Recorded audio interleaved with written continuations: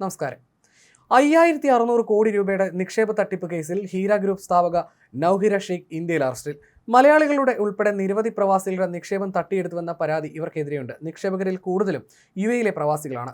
2018 മുതലുള്ള തട്ടിപ്പ് കേസുകളുമായി ബന്ധപ്പെട്ട് ഇവർക്കെതിരെ ജാമ്യമില്ലാത്ത വാറന്റുകൾ പുറപ്പെടുവിച്ചിരുന്നു. ഇതേ തുടർന്ന് ഇന്നലെ വൈകുന്നേരത്തോടെ ഹൈദരാബാദ് സെൻട്രൽ ക്രൈം സ്റ്റേഷനിൽ നിന്നുള്ള ഉദ്യോഗസ്ഥരാണ് ഇവരെ അറസ്റ്റ് ചെയ്തത്. ഹീര ഗ്രൂപ്പിന്റെ വിവിധ പദ്ധതികളിലായി നിരവധി പേരാണ് നിക്ഷേപം നടത്തിയിരുന്നത്. തട്ടിപ്പ് പുറത്തായതോടെ തങ്ങളുടെ സമ്പാദ്യമെല്ലാം നഷ്ടപ്പെട്ട വേദനയിലാണ് നിക്ഷേപകർ. ഹീര ടെക്സ്റ്റൈൽസ്, ഹീര ഗോൾഡ്, ഹീര ഫുഡക്സ് തുടങ്ങിയ ബിസിനസ്സുകളിലൂടെ ആൾക്കാരിൽ നിന്നും 36% വരെ പ്രതിമാസ വരുമാനം വാഗ്ദാനം ചെയ്താണ് നിക്ഷേപങ്ങൾ സ്വീകരിച്ചിരുന്നത്. 2018 ലക്ഷക്കണക്കിന് നിക്ഷേപകരെ ആശങ്കയിലാഴ്ത്തിക്കൊണ്ട് കമ്പനി പേ ഔട്ടുകൾ നിർത്തിവെക്കുകയായിരുന്നു. ഇന്ത്യക്കകത്തും ഗൾഫ് രാജ്യങ്ങളിലുമായി നിരവധി പേരായിരുന്നു ഇതിൽ നിക്ഷേപം നടത്തിയിരുന്നത്.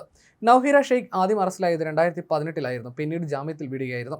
3 മാസത്തിനുള്ളിൽ നിക്ഷേപകർക്ക് 25 കോടി രൂപ തിരികെ നൽകണമെന്ന് സുപ്രീം കോടതി നേരത്തെ നിർദ്ദേശിച്ചിരുന്നു. 2025 മാർച്ചിൽ പുറപ്പെടുവിച്ച ഈ നിർദ്ദേശം പാലിക്കാത്തത് ഇവരുടെ അറസ്റ്റിലേക്ക് നയിക്കുമെന്നും വ്യക്തമാക്കിയിരുന്നു.